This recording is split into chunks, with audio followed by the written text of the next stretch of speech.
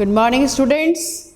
Today I am here with a new lesson of Core English 11th class English reader, and that is The Adventure, written by Jayant Narlikar. Jayant Narlikar presented in this story a beautiful combination of history and science. Here is a character, Professor Gaitonde. वो अपने कुछ old times को, पुराने वक्त को अनुभव कर रहे हैं और कुछ ऐसा अनुभव है जो उन्होंने कभी पहली बार उस तरह का सिचुएशन को फेस कर रहे थे और उन अनुभवों को वो हमारे सामने बतला रहे हैं। वो मुंबई स्टेशन पर अपने आप को पाते हैं और वो मुंबई स्टेशन जो उन्होंने पहले देख रखा था और वो अभी जो देख रहे हैं वो टोटली एंटायरली डिफरेंट है। जब वो देख रहे हैं कि स्टेशन जो है काफ़ी क्लीन है, बिल्कुल साफ़ सुथरा, वहाँ जो कोचेज़ हैं वो वहाँ पे लिखा होता है ग्रेटर मेट्रोपॉलिटन स्टेशन। साथ ही साथ जो स्टाफ है वो ब्रिटिश स्टाफ्स थे और साथ ही साथ जो एंग्लो इंडियन पीपल भी वो वहाँ पे देख पा रहे थे। फाइनली जब वो स्टेशन से जाते हैं तो वो ईस्ट इंडिया कंपनी का हेडक्वार्टर भी देखते हैं, बट उन्होंने जो देख रखा था वो बिल्कुल डिफरेंट था। There are British buildings, British banks, everything he was seeing that looks on a British mode. When he goes to library and he started learning about the battle of Panipat.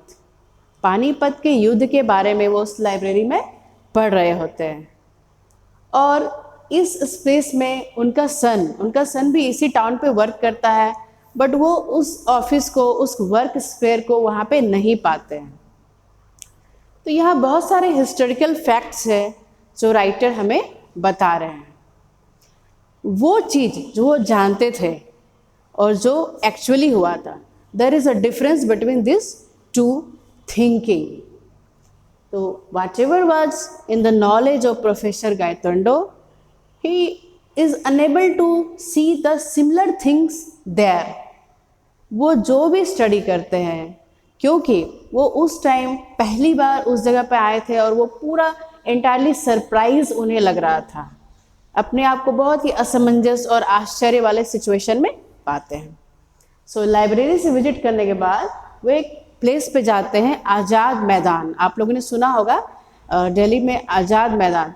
तो वहाँ पे वो जाते हैं तो ऑडियंस के साथ उनकी कुछ बहस हो जाती है and they did not like professor to be there on the stage and he was removed and eradicated from there. उनको उस स्टेज से वहाँ पर हटा दिया जाता है एंड फाइनली वो अपने आप को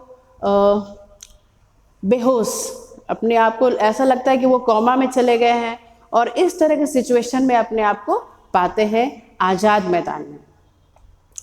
फिर एक और कैरेक्टर इस स्टोरी में प्रोफेसर देशपांडे, और ये सारी चीज़ का एक्सप्लेनेशन उनसे मांगते हैं कि what is going on, what I am thinking, what I am reading, और हमारे सेंस में क्या चल रहा है, what actually is there in the history, in the science.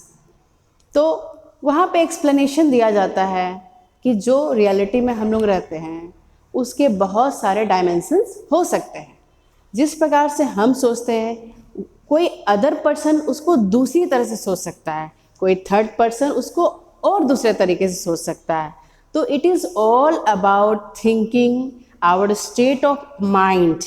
हम किस प्रकार से सोचते हैं about history, about science, that depends on the thinking capacity of a person and state of mind। तो बहुत सारे ट्रांजिशंस इस वर्ल्ड में होते हैं और ये जो स्टोरी है, जो प्रोफेसर गैतेंडो जो है अपने आप को एक अदर वर्ल्ड में पाते हैं और एकदम सिचुएशन जो है बिल्कुल डिफरेंट है और इस तरह की फीलिंग्स, एक्सप्रेशंस और थिंकिंग को वो यहाँ पर व्यक्त करते हैं।